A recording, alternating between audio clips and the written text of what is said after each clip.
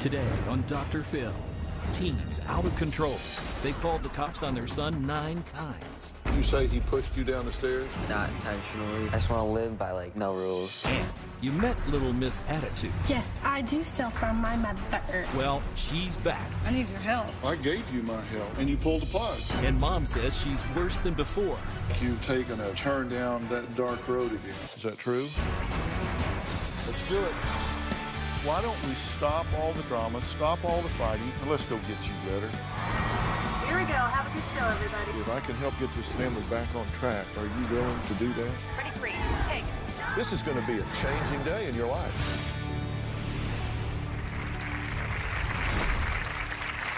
Earlier this season, I had a disrespectful, defiant, bratty 16-year-old tell me between eye rolls and shoulder shrugs that she wasn't paying attention to me. Her name was Sabby, or Little Miss Attitude. You'll definitely remember her. Take a look. Sabby. My name is Courtney. Sab. The trouble with Sabby began back when she was 13. Oh, why? I don't feel good. Can you say your name for me? No. You can't say that for me? No, because that's weird. You meet somebody, what do you say? They already know my name when I meet them. You're not going to answer any of my questions, are you? I don't know. What do you know, Sabby? What do you know? That I want to go to sleep. Sabby has hit her grandmother. I did not get into a fight with my grandmother. Sabby has threatened to kill her little sister. No, I did not threaten to kill my sister. Sabby was in juvenile detention because she took my credit card while I was asleep. Yes, I do steal from my mother. Yes, I did steal from my mother. Why are you behaving that way? Because I want to. Why did you want to be here? I'm not completely lost as what else to do. I didn't choose to be here. Okay?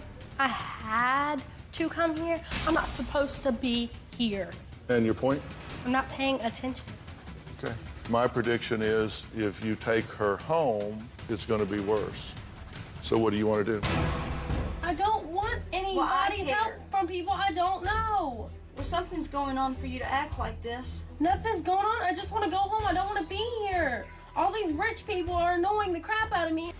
It's time to get moving towards the program, Turnabout Ranch. I can't go. You don't have to yell.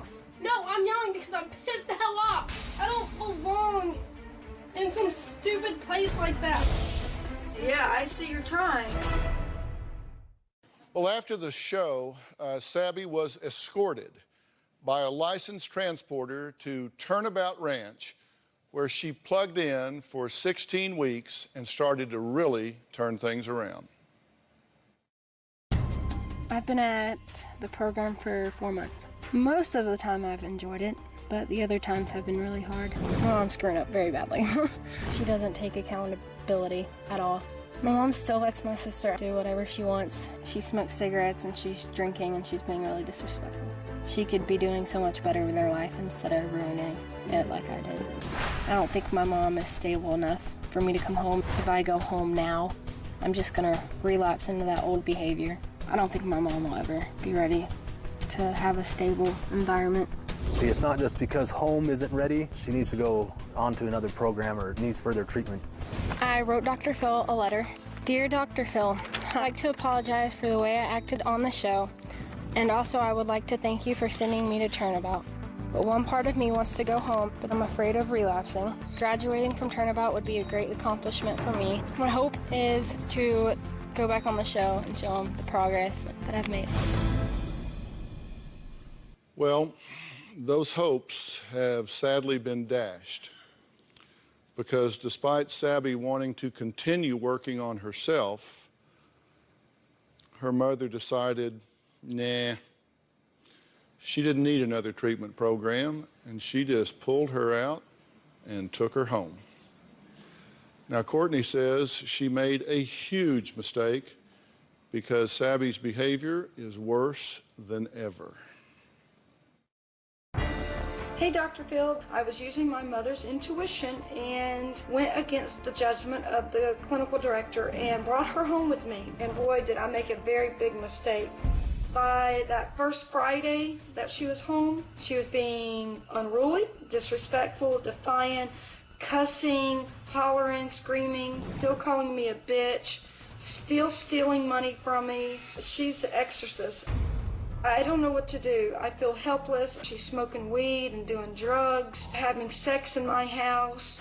Sabby is known as a whore. She's quit school since she's got home. These things are rubbing off on my 14-year-old daughter. Now they're both out of control. I am reaching out again. I'm willing to do whatever I need to make it right. Please, please, please help me. I need your help again. Courtney, what's going on? It's the question of what isn't going on. I was thinking I did the right thing by not letting her stay at the Copper Canyon, and something wasn't feeling right. I got there, and I felt that Sabby would be bullied. My mother's intuition, I didn't feel good about leaving her. So what do you want from me? I need your help. I gave you my help. Yeah, I understand that. So why are you here now? What do you want from me now? With all due respect, and when she went to Turnabout Ranch, it helped, and I agreed on the Copper Canyon. I felt it was the right thing to do, and we went shopping. I got her necessities for Copper Canyon, and I was fine about bringing her there. And when we pulled up, I got out and I had a tour of the place, and just something did not feel right at all. So I brought her home, and the first 4 or 5 days she was home, it was okay. But after about a week, it went to hell. Sabby reverted back to calling me a bitch, saying I'm trying to set rules, that she's going to be living in a prison. I don't want to tell you to ignore your mother's intuition, but on the other hand, that's not my intuition. I saw this as we sent her to Turnabout Ranch, which for everybody at home, this is a working ranch. It's a therapeutic ranch, and there's so much that goes on in these kids learning respect and taking responsibility and working with animals and seeing their ability to master their environment and see themselves accomplish things.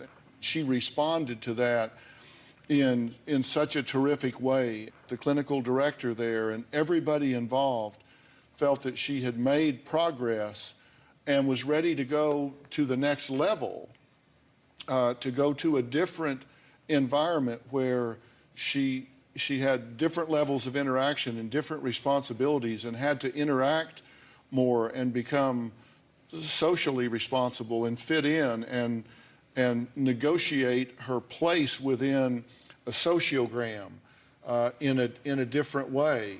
And that's why she didn't start there. She started here and then got herself ready to do that, and you pulled the plug.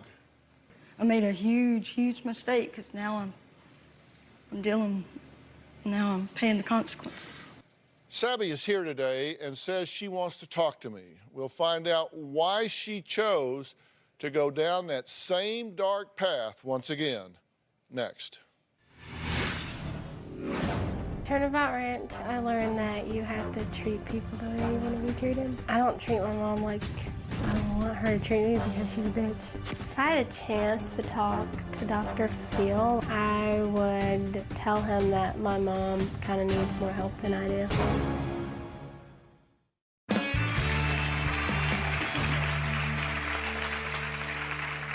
Courtney says Sabby swears that she is sexually active, sneaks out, is dropped out of school, is stealing cash. Courtney also says she's lost 15 pounds from all the stress. Sabby is joining me now.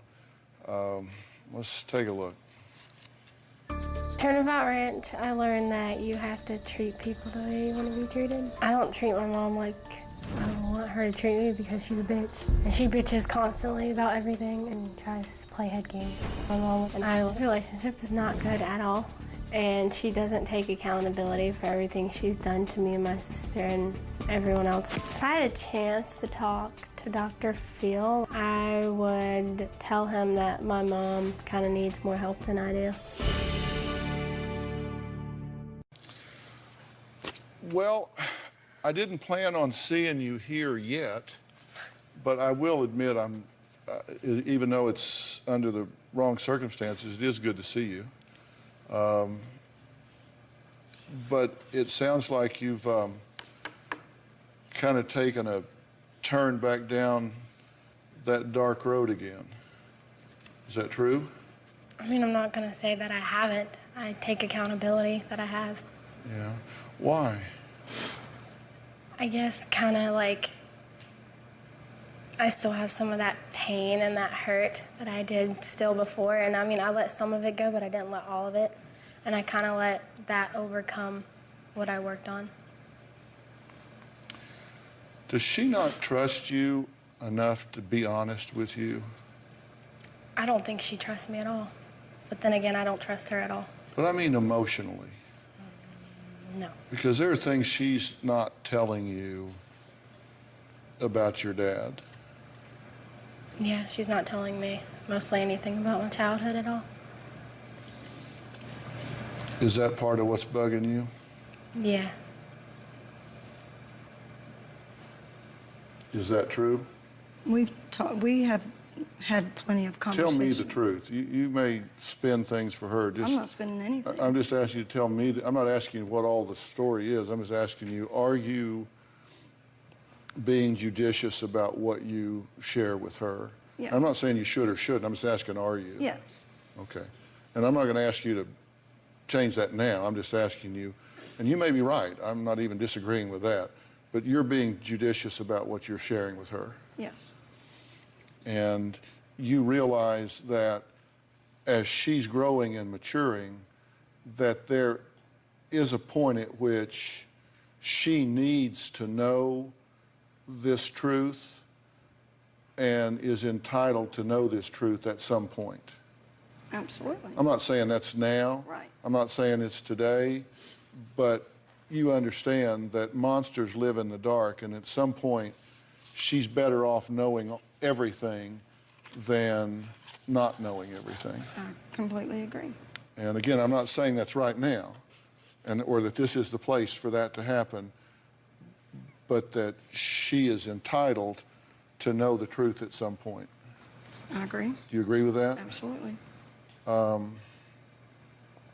And it creates a lot of pain and conflict in her not knowing, and you know some truth that it may be difficult for her to know everything too. Right. But she thinks you need at least as much help as she does. And at this point, I think you might kind of surrender to that. You know, it's hard when you try to, and I don't make excuses, okay? I try to be very honest and truthful with my daughter. We both have our issues, and we both have been through a lot. There's nothing else I could talk to Sabby about as far as her dad. She knows everything with her dad, and this has recently came out since she was at Turnabout Ranch. Mm-hmm. And I've worked on my own self while she was gone for 4.5 months. It's not a matter of sitting down and chatting, because it's not a chatting conversation with us. It's a yelling, walk away, slam the door, get out of my face, you're nothing but a bitch. Yeah. And there's only so much that a mom, me, can take of that. Next, we'll find out if Sabby is willing to return to Copper Canyon and work on getting her life back on track.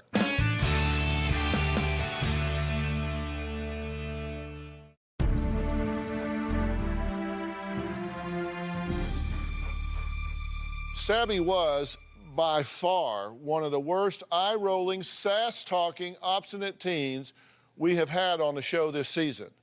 But she started to turn her life around until her mother derailed the program we set up for her.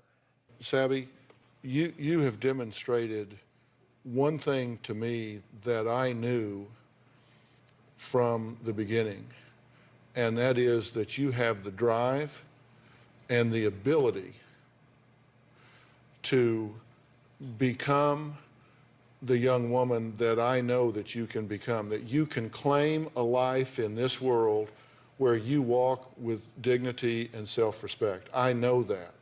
And you're not living that way right now because, I mean, this world has conspired to throw a lot of things at you that are unfair. And I'm not trying to excuse all of your bad choices because you've got to own some of those, but we've sure put a lot of speed bumps in your way. And I'm one of those guys that, like a dog with a bone, I don't give up easy, and I don't give up on you. And you worked really hard, and Kristen is here. Was she a rock star at Turnabout or what? Yes, definitely. The Turnabout Ranch, she really excelled and was really reaching just great milestones. And it was a stepping stone to that next level of care, and which unfortunately didn't happen. But you worked hard, and you proved that if people, toxic forces in your life, would step back and let you define who you were, that you did that in a healthy and positive way. And I couldn't have been more proud of you. They couldn't have been more proud of you. Then that got derailed. And I don't want that to happen. I want to stay engaged with you. I want to plug all of this back in.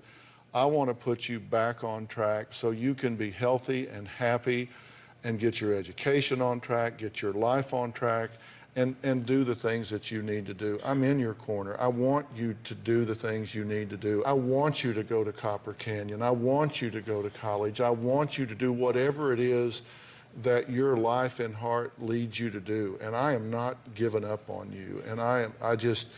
And your mother is willing to step back in this, and I'm just telling you, I'm behind you, and I want you to do this. And I'm making that offer to you again. I want you to do what you need to do. I want you to take care of yourself. And I don't want you to do this for your mother. I don't want you to do it for me. I don't want you to do it for them. I want you to do this for you. I want you to put yourself first, be selfish for yourself, and give yourself the chance to become the young woman that you have demonstrated you can be. Do this for yourself. I mean, come on. You have shown all of your ability, all of your skill. Give yourself a chance to do this. Don't go down this road. Don't wind up in some damn dead-end street with some damn trailer park with no utilities, some dead-end apartment with some loser guy. Don't do that. That is not who you are. You have to take care of yourself and nurture yourself. And so I want you to get back in this program and take care of yourself. And I'm offering that to you, and I want you to do it. Will you do it? Do what? I want you to go back to Copper Canyon and do what you need to do. Only problem, like, when I was there, like, I thought I was going to get picked on a lot. Not going to happen. Let me tell you, I will tell you personally, it is not going to happen. You got a big brother, and I am a mean son of a bitch. Okay?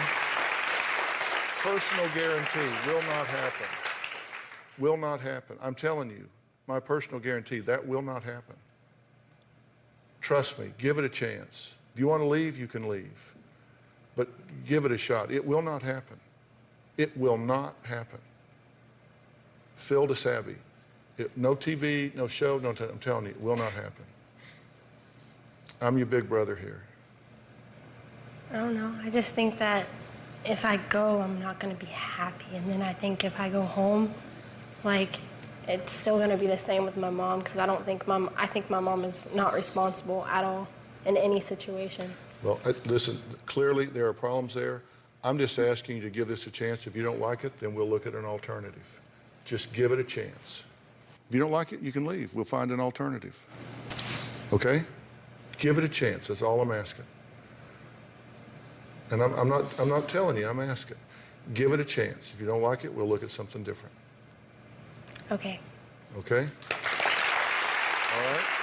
Deal.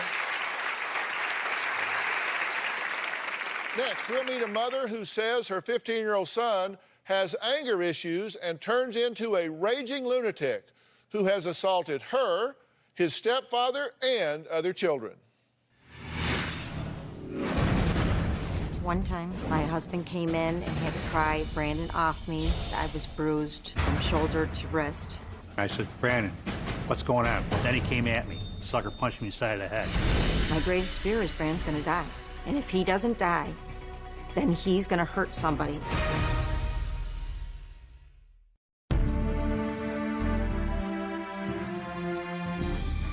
Our next guest, Lisa, says her 15-year-old son, Brandon, is a rageaholic who is wreaking havoc in their home. She claims he pushed her down the stairs, assaulted his stepfather, and even smashed all the windows in their house. My son's name is Brandon, and he's 15 years old. Brandon, growing up, was the perfect child. He was so happy. Now, Brandon has major anger issues. Brandon started to change during 6th grade. He started harassing and bullying other children. In 8th grade, Brandon had told us that he had been selling drugs and stealing money. Brandon started smoking marijuana around the age of 13 or 14. When Brandon uses pot, he turned into a raging lunatic. He goes ballistic. He had a confrontation with Lisa. I said, Brandon, what's going on? What's wrong? You want to fight me? Then he came at me. Sucker punched me inside of the head. One time, my husband came in and had to pry Brandon off me, and at that point, he looked at my arms and realized that I was bruised from shoulder to wrist. Another time, I was driving in the truck. He became very violent, punching things. I asked him to get out. He took his lacrosse stick and proceeded to hit the truck. Brandon's relationship with his girlfriend, I feel, is a very unhealthy one. He's very obsessive, very controlling. He obsesses over his girlfriend like he does marijuana. Brandon's attitude right now is when he's 16 years old, he's going to quit school. He's going to live on the streets. I feel like a failure. I don't know what I did that was wrong. But as a parent, when you see your child struggling this much, you have to say, there must be something that I did. My greatest fear is Brandon's gonna die. And if he doesn't die, then he's gonna hurt somebody, and there will be no turning back. What do you think's going on with this young man? I think he's severely depressed. Right. Why? Well, back 3 years ago, it started with my husband had a heart attack. Within only a few months after that, he had lost his great-grandmother. Within 2 months after that, his girlfriend's father died suddenly. And at that point, Brendan basically had a breakdown. You say that things have escalated to the point that you've had to restrain him, or at least attempt to. Attempt to. Right. But of course, if he's in a fit of rage, he's like trying to grab a spider monkey, right? Oh, he's a strong kid. Yeah. And you say he pushed you down the stairs? I was by the stairs, and he was just trying to get away, so he just knocked me. You know, not necessarily that he intentionally meant to hurt me, but he knocked me, and I just rolled. I just went completely like you see in the movies. Yeah. And so you rolled down the stairs? Correct. And then you hit the landing and hit your head on the tile? Correct. Were you pretty addled? Yeah. At that point? And then he just blows by. He just blew by, never even stopped to see if I was okay. I see that you've called the police on him 1, 2, 3, 4, 5, 6, 7, 8, 9, 10, 7, 8, 9 different occasions. Correct. I believe you've called the police on him, and or they've brought him home. Correct. Whatever, because he gets out of control. Correct. Okay. He has knocked holes in the wall. He just becomes violent against anything or anybody, right? Yes. And you say he had a nervous breakdown? To me, that's what it appeared to be after Matt died. Yeah. And I don't know what a nervous breakdown is. I mean, people say that all the time. I don't know what that is. In this case, what did you see? Did he just cry uncontrollably, couldn't talk? He kept crying. His grades started going down. He just stopped caring about anything that was important to him. Mm-hmm. His lacrosse, his football. The only thing that he really cared about was the girlfriend.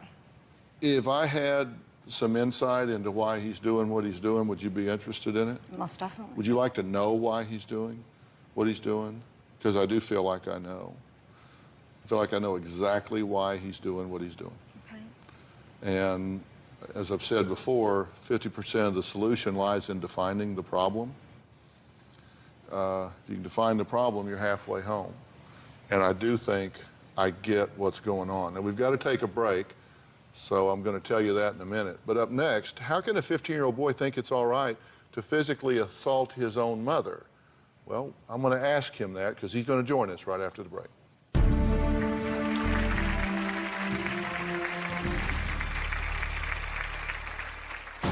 I argue a lot with my mom. I think she rages a lot, like by yelling at me. When I get angry, I go straight to blackout. After everything happens, it's all fuzzy. My muscles just tense up and I'll just break something.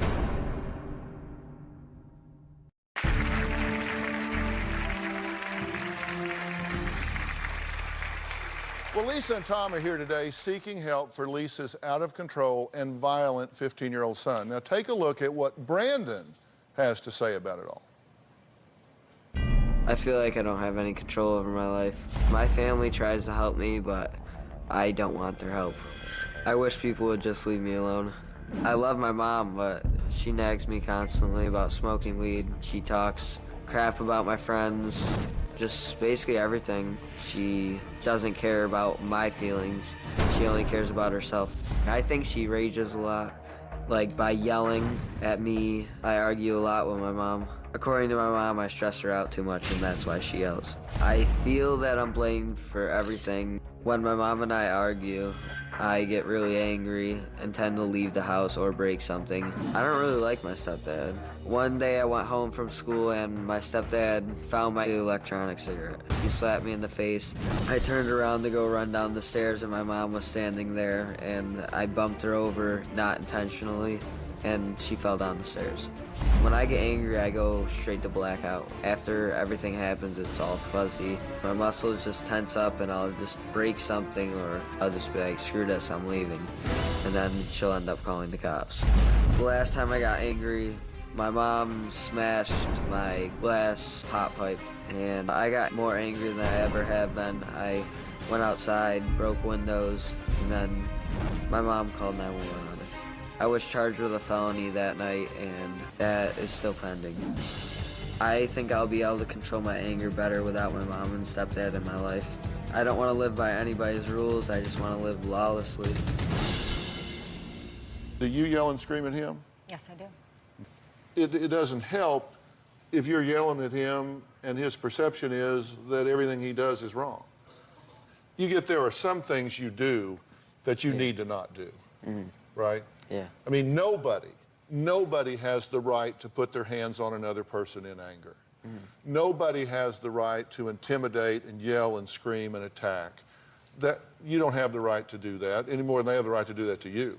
You say when this happens that you actually black out. The next day, it'll like just be fuzzy, like not sort of like remember, like I don't really remember it all.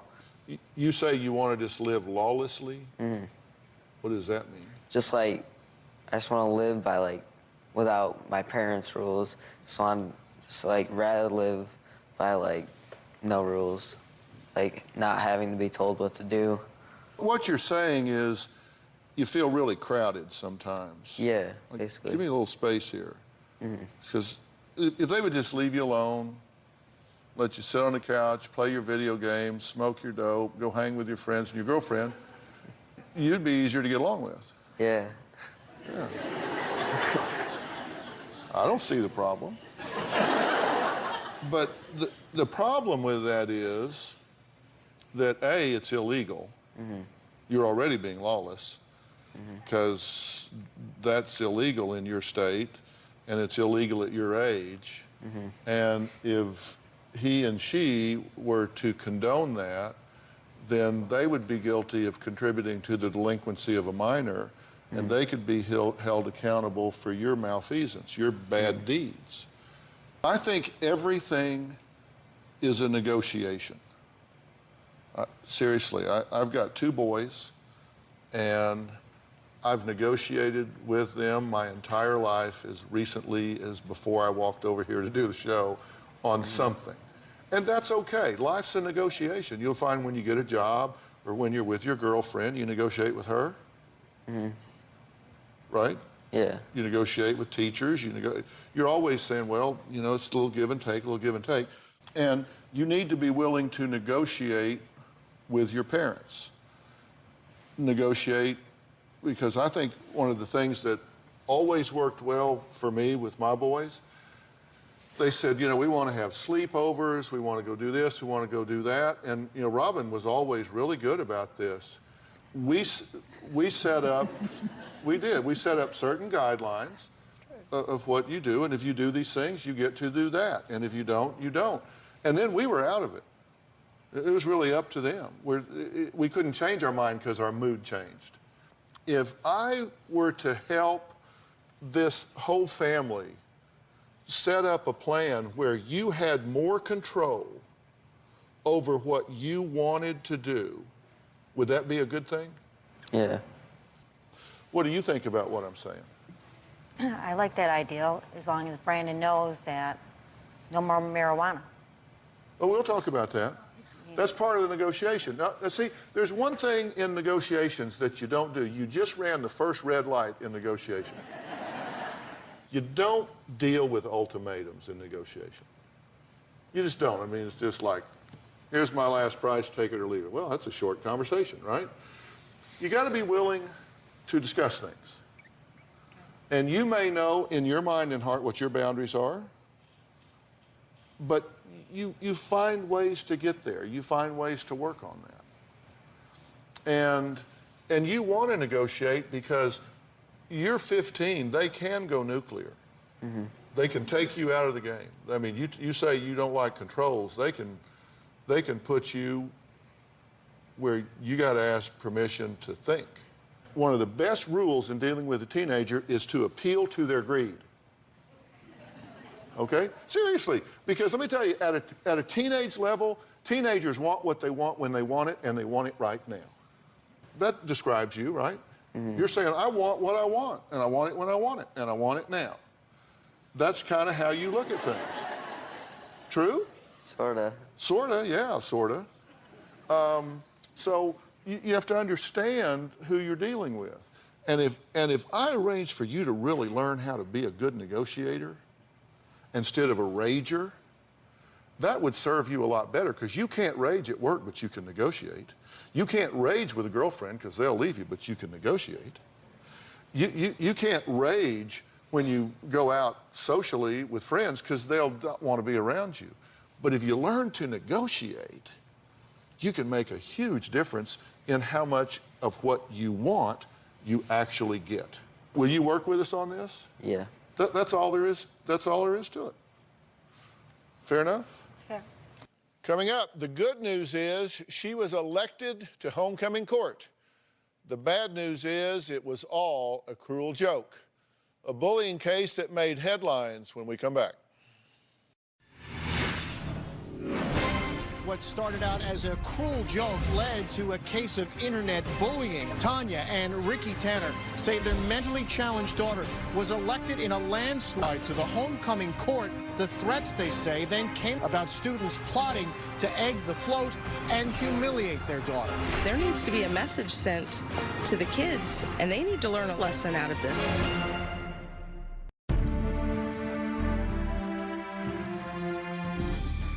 Each and every day, 160,000 students miss school for fear of being bullied. My next guests say their 16-year-old daughter was nominated to the homecoming court as part of a cruel joke by a group of bullies. What started out as a cruel joke led to a case of internet bullying. Tanya and Ricky Tanner say their mentally challenged daughter was elected in a landslide to the homecoming court. The threats, they say, then came about students plotting to egg the float and humiliate their daughter. If a whole group of people is capable of this type of plot, that tells me that this whole environment is tainted, and there needs to be a message sent to the kids, and they need to learn a lesson out of this. Well, Tanya and Ricky are joining me. Guys, thanks so much for being here. Even though you know this arose as a prank, your daughter is very excited about it, right? Right. She was happy after the nomination. She was happy throughout the whole process, and we had initially decided to take her out of everything. We didn't want to expose her to what could have happened or humiliation, but our daughter came to us, and after we had explained everything that happened to her, she said that she forgives the kids, that she believes they're sorry for what they've done, and that she wants everybody else to forgive them. Mm-hmm. So at that point, you know, we decided to put it in her hands. Maybe she was more mature than everybody else involved. And we let her participate in homecoming, and we let her ride in the parade, and she went to the football game, and she went to the dance, and she had a wonderful time. Our problem now is with the disciplining of children that were involved in the original plot to nominate her. We think that it's a bigger issue than just punishing those kids. We weren't looking for a suspension in all this. In fact, I had suggested, you know, as my daughter is a special needs child, that perhaps they work, you know, as a teacher's aide in a special education classroom, and that way maybe they could learn a little empathy, and they could learn that, you know, just because a child is a little bit different, they're no less, they're just different. Yeah, but you know, it's just it's so impressive to me that the two of you have navigated this thing so well so far.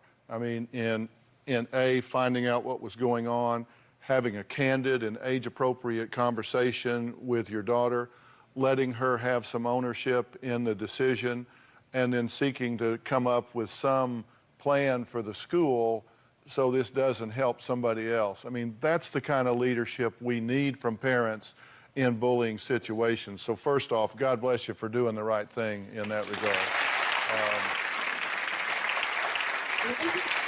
It hasn't always felt like it was the right decision. We've questioned ourselves every step of the... And you know, and I'm not sure there is a right decision that you can generalize to everyone. I think what you have to do is customize it to the child's understanding and resiliency. But I think you're headed in the right direction. You use the word mentoring these bullies, and I've talked about it in another story in saying we don't just want to punish these bullies, which just teaches them more anger, more hostility, more bitterness, but instead mentor them and put them in situations, Ricky, like you're talking about, maybe working as a teacher's aide or having workshops where they have to role play and do role reversals. There are all kinds of protocols to really help kids grow their empathy and grow their sensitivity. And I think this is a great catalyst for that kind of change. All right, next, I'll tell you what to do if your child is being bullied. If your child is a victim of bullying, there are some things that you as a parent can do to help. First off, you really need to empower your children. Talk to them about who they are as a person. Talk to them about their worth, their skills, their abilities, the things that make them uniquely special. Talk to them about being assertive. Let them know that they have the right to stand up for themselves and to stand in their own power. Call the bully's parents. Be sure that they know what's happening. Don't feel that you're just going to make the situation worse. Don't call them with your hair on fire, making accusations. Partner with them so the two of you as parents can resolve the situation. Be involved. This is not a time to say, hey, children will be children. Partner with your child, again, calmly and working through your child, but don't let them feel lonely at this time in their life. Speak with your child's teachers to make sure there's an attitude that bullying will not be tolerated. And remember, they don't always know what's going on. These are dedicated professionals. Look, they're not doing this for the money. They're doing it because they care. They're there to help your children. Partner with them, co-opt them as someone that can really help you. They care about your children or they wouldn't be there. Don't make accusations, make friends. Look, I want to thank all of my guests today.